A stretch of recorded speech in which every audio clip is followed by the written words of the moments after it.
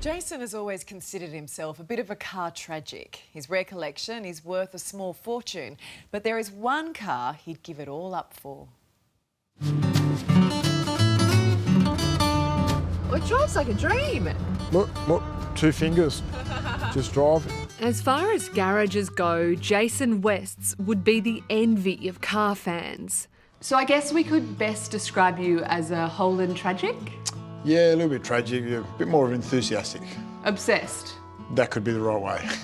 Jason's purpose-built garage holds his pride and joy, his 4 pristine 1963 Holdens.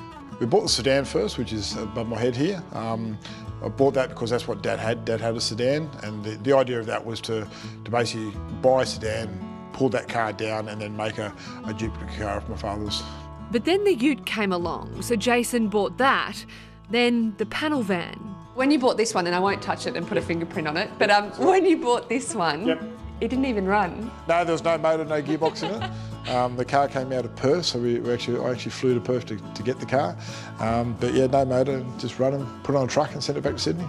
And with 3 of the 4 models ever made, when the wagon came up for sale, Jason didn't hesitate.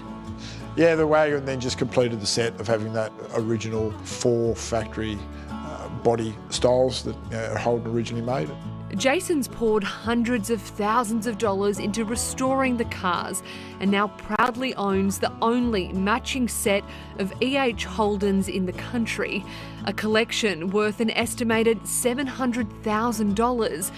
But there's another Holden Jason is desperately seeking, his dad's old car.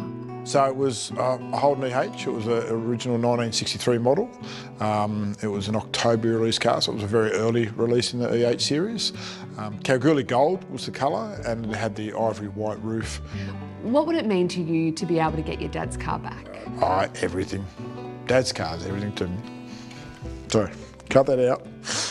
Why is that? Tell me about it. Just, Dad passed early. You know, he was ended up being sick. You know, he worked all his whole life and got asbestos cancer of the lungs and passed early. It's just emotional. I just want that car back. Jason knows the exact VIN number and says the car was sold in the late 80s and then sold again, but he hasn't been able to track it since. Have you considered the fact that it may not exist anymore? So unfortunately, it's a possibility with those type of cars. They can be pulled down and taken apart and parted or scrapped or something, but we know the car's not been officially written off. I'm hoping it's sitting in a shed somewhere, you know, or if it's in a paddock or whatever, but that's the hope and dreams that one day I'll find it.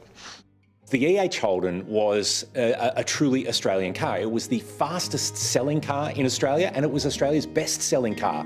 Drive.com.au's James Ward says the Holden was the car of the 60s, with more than 250,000 produced. But now with Holden no more in Australia, he's hoping for Jason's sake his dad's car is still out there. You have this almost cult-like appeal because it is a part of Australia's history that we can look at and fondly remember, but that can never be repeated. A car like this, you want to be glass half full and hope that it is still out there. It's in a garage, it is found somewhere. For now, Jason will keep showing off his collection, hoping it sparks that connection with a fellow Holden fan that might hold the key to finding his dad's car. Next month, he's hitting the road to the Cooley Rocks On Festival at Coolangatta.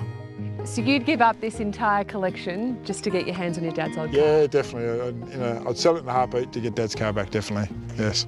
And until then, the hunt to find the car continues. Yeah, not quite there, yeah. Not today.